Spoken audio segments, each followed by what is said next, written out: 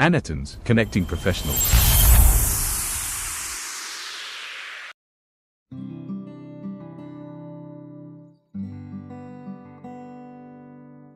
I'll quickly just see if I can show you guys how the architecture works. So it's already open somewhere. One second. I'll quickly show you. Okay. So let me know if my screen is visible to you guys. Okay. Yeah, just for you. So now, so this is behind the scene. Okay. When you see this picture talks about the scale unit. Okay.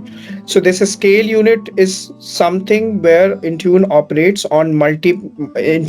multi-scale unit model. Okay. It is not scaled on one. It can be scaled to handle multiple portions to overall. Okay. So each ASU, which is called scale unit, this contains multiplexed components, okay, which allows you to distribute processing and redundancy. Okay.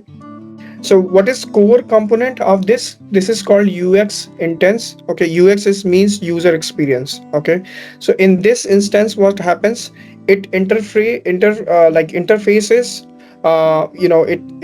It users can interact with Intune using this. Okay, because of this instance, right?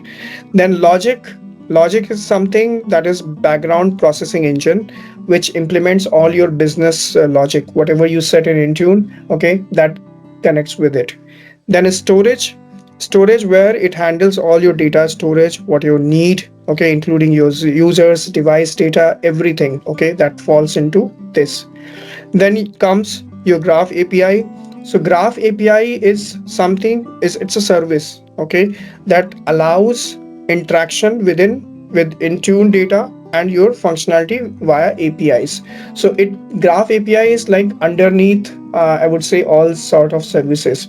It is where it connects with other sort of connection, establish the connection. It gives you connect with the different APIs and all. What sort of microservices? So this architecture supports more than 400 plus microservices. So in microservices, I'm talking about scaling, updating, management, modular approach engine, and all those stuff which comes into this microservices. Okay, so these microservices handles your various tasks, like if you're doing device management, if you're doing reporting, you're doing analytics, you're doing wipeout, all sort of things that comes here. Okay.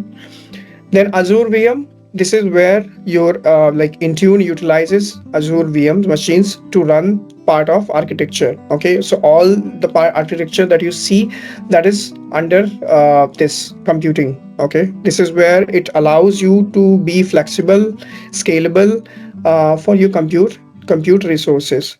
And region wise, you can see like region is something, it's like to scale across. Okay, for example, I am into India, so I have a one region in India. Then if I'm in UK, I have another region, so on. So this is where it ensures that we have a low latency. Okay, and our data is uh, available.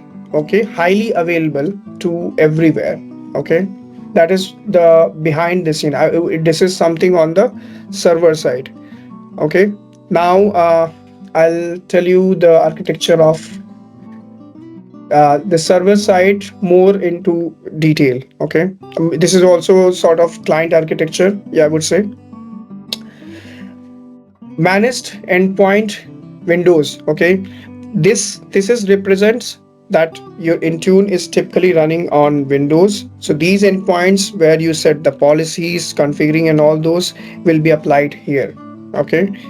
Then system interfaces where it's like a layer which contains all sort of interfaces which is being used by Intune. So WMI is something, Windows Management Instrumentation, registry, events, files, I think you guys know already, certificates and all.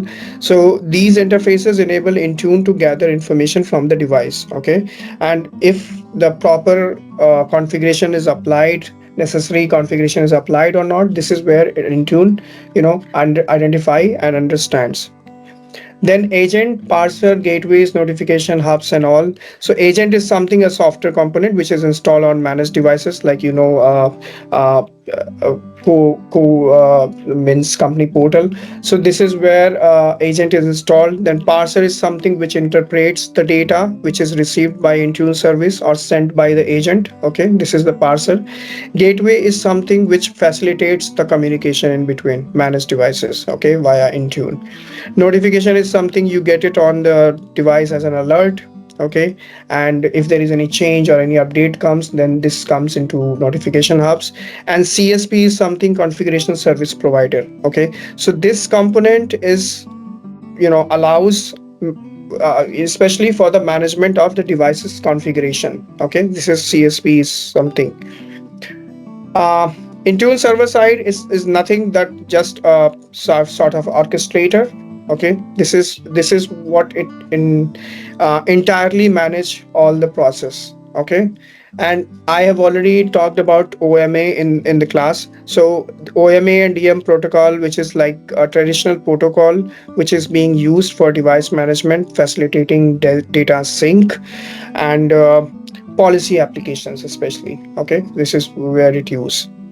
Then WNS, which is nothing but Windows notification service. It's a push notification that you see on your managed endpoint devices. Okay, proprietary channels and all. So this is nothing but just for an agent to communicate and send the communicator. Okay, last one is WINDC, which is called Windows Declared Configuration.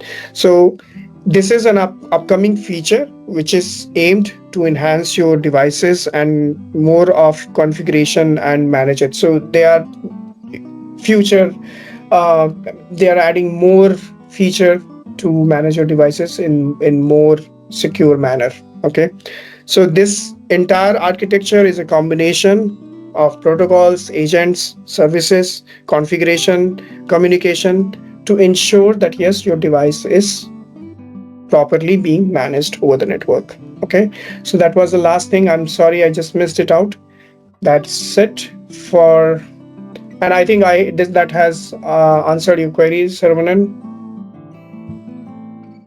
Yes.